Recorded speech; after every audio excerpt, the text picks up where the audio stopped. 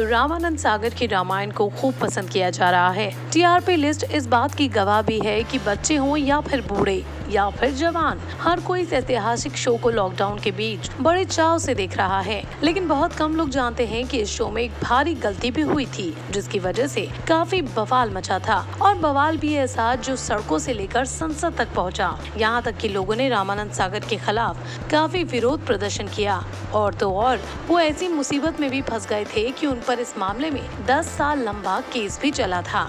तो अब आखिर ये माजरा क्या है और कौन सी गलती की हम बात कर रहे हैं, आइए बताते हैं आपको। दरअसल बात ऐसी है कि रामायण के मेकर रामानंद सागर लव कुश की कहानी को नहीं दिखाना चाहते थे। जी हाँ, बिल्कुल ठीक सुन रहे हैं आप, बवाल की वजह लव कुश कांड ही था। दरअसल रामानंद सागर ने श्री राम के राज्याभिषेक पर ही रामायण का समापन कर दिया था। वो नहीं चाहते थे कि लव कुश की कहानी को आगे दिखाया जाए, लेकिन इस बात में उनका अपना तर्क है। मगर लोगों को ये बात रास नहीं आई और फिर संसद से लेकर सड़क तक के मामला काफी गरमाया। इसके बाद रामानंद सागर कानूनी मुसीबत में भी फंस गए थे। हालांकि इस मामले में रामानंद सागर ने अपना ही पक्ष रखा और इसकी एक वाजिब वजह भी बताई। उन्होंने कहा था कि उनकी रामायण गोस्वामी तुलसीदास जी की रामायण कथा पर आधारित है, जबकि लव कुश कांड वाल्मीकि रामायण का हिस्सा है। उन्होंने कहा था गोस्वामी तुलसीदास जी ने रामायण की कथा वहीं समाप्त कर दी थी जहां श्री राम का राज्याभिषेक हुआ। हालांकि भगवान राम के जीवन का एक अति करुणाजनक भाग अभी बाकी था।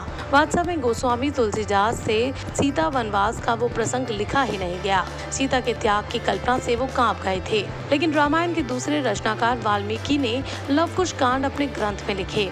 पहले हमने भी यही तय किया था कि हम भी उतनी ही कथा दिखाएंगे जितनी तुलसीदास जी ने लिखी है। इसीलिए हमने श्री राम के राज्याभिषेक पर ही रामायण का समापन किया। लेकिन आपको बता दें कि रामानंद सागर की इस बात से कुछ लोग संतुष्ट नहीं हुए और उन्होंने सड़कों पर उनके खिलाफ जमकर प्रदर्शन किया, खास करके वाल्मीकि समाज ने। इसके बाद ये मामला इतना गर्मा गया कि रामानंद सागर के खिलाफ कुछ लोगों ने कोर्ट में केस दर्ज कराया और फिर ये मामला करीब 10 साल तक चला।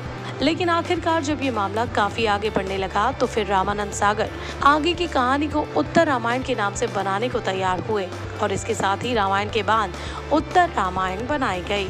तो अब इस पूरे मुद्दे पर क्या कहना चाहेंगे आप? कमेंट सेक्शन में आप ही हमें जरूर बताइए।